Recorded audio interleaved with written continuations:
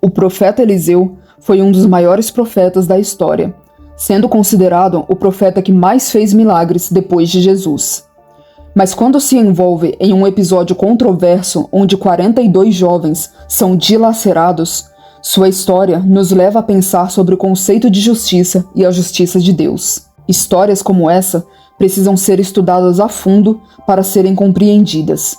Então, vamos estudar agora todo o contexto e descobrir a realidade dessa história e o que ela nos ensina. A palavra nos conta no capítulo 2 de 2 Reis que quando Eliseu passava pela cidade de Betel, um grupo de jovens começou a zombar dele, dizendo: "Sobe, calvo! Sobe, calvo!" A cidade de Betel, de onde eram esses jovens, já era conhecida por sua idolatria e desrespeito às leis de Deus. E Eliseu, mesmo sendo substituto de Elias, tinha um chamado diferente do dele, um chamado para trazer juízo e denunciar o pecado. E nesse episódio fatídico, Eliseu amaldiçoa os jovens em nome do Senhor, atitude que intriga muitos, porque Deus e os seus profetas sempre são associados à tolerância, misericórdia e comportamento passivo. Logo depois de Eliseu amaldiçoar os jovens, 2 ursas saíram do bosque e despedaçaram 42 deles. Mas não é uma punição muito grande para uma brincadeira? Pois é. Mas outro ponto nessa história é que a palavra não diz que Eliseu profetizou ou orou para que isso em específico acontecesse. Ao que parece na história, a punição veio diretamente de Deus e não de Eliseu. O fato é que a palavra nos alerta sobre o cuidado ao lidar com os ungidos de Deus. Davi, em sua história, ensinou isso quando não ousou tocar em Saul. E a brincadeira desses jovens tem um peso diferente quando descobrimos o contexto. Primeiro, independente da situação, a calvície naquela época era sinal de sabedoria e exigia respeito.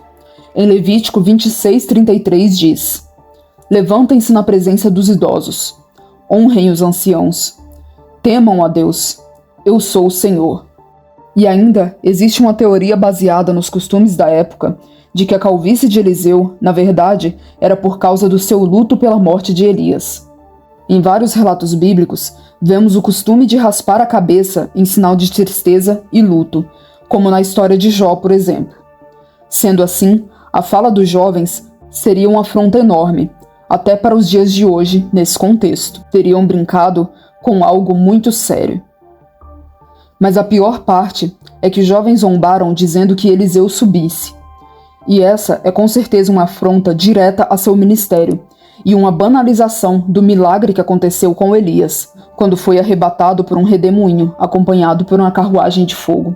Quando disseram isso, é como se dissessem: "Sobe se você é profeta mesmo, desapareça como seu mestre." Essa foi uma afronta direta à obra de Deus e a ele próprio.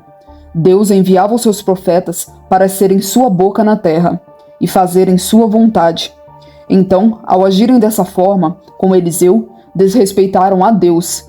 E em Levítico 26, 21 e 22 diz: "Se continuarem se opondo a mim e se recusarem a ouvir-me, eu os castigarei 7 vezes mais, conforme os seus pecados. Mandarei contra vocês animais selvagens, que os deixarão sem filhos.